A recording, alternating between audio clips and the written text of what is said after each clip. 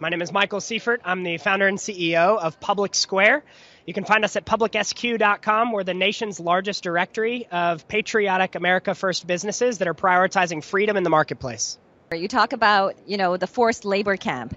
You're aware of the forced labor camp situation in China. So tell us a little bit about when you first heard the news, what's your thought?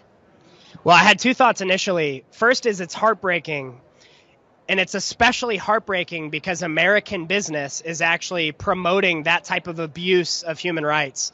And so when I see Nike advocating for using more slave labor in China, partnered with the CCP, it's an egregious violation of human rights, unlike anything we've seen in decades. And for us, that's again, it's heartbreaking because that's a business that should be promoting freedom. The United States is supposed to be a beacon of freedom. How come we're allowing our businesses to actually abuse human rights of brothers and sisters around the world? That's not fair. And so it rose a great sense of injustice within me and a desire to see that change, which is why our platform exists. Awesome. Thank you so much. So we know that CCP has done a lot more evil things to Chinese people, not just a forced labor camp. There's a lot more, forced abortion, like genocide in Uyghur. So and recently the COVID lockdown.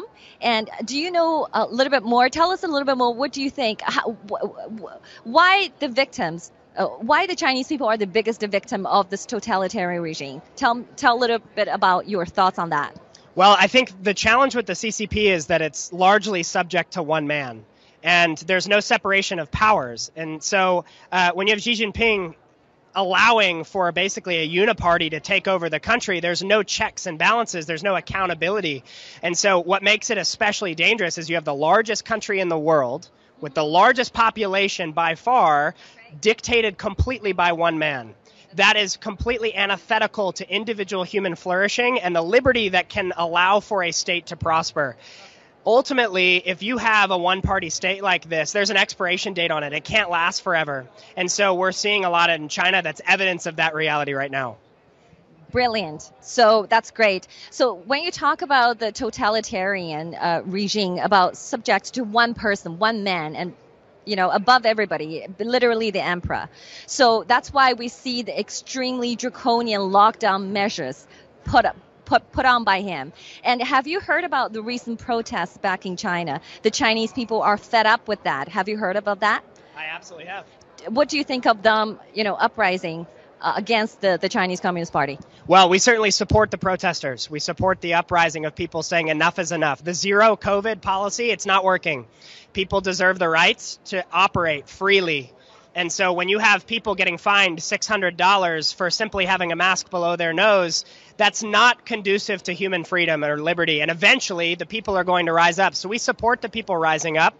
Not only that, we make a direct call to the companies like Apple who are turning off AirDrop for the protesters in China. That's an egregious violation of Apple's standing as a company. It's a horrible thing for a company that large to be partnered with the CCP to infringe the rights of the people. And so not only are we calling for the CCP to stand down, the regime of the day to stand down, and the protesters to continue standing up, we're also calling on the companies that have promulgated this abuse of human power or human flourishing to also stand down. The Apples of the world are showing their colors, and the people have had enough. Actually, this recent incident you mentioned about Apple is not a standalone incident. Actually, Apple did the same egregious things in Hong Kong protests back in 2019.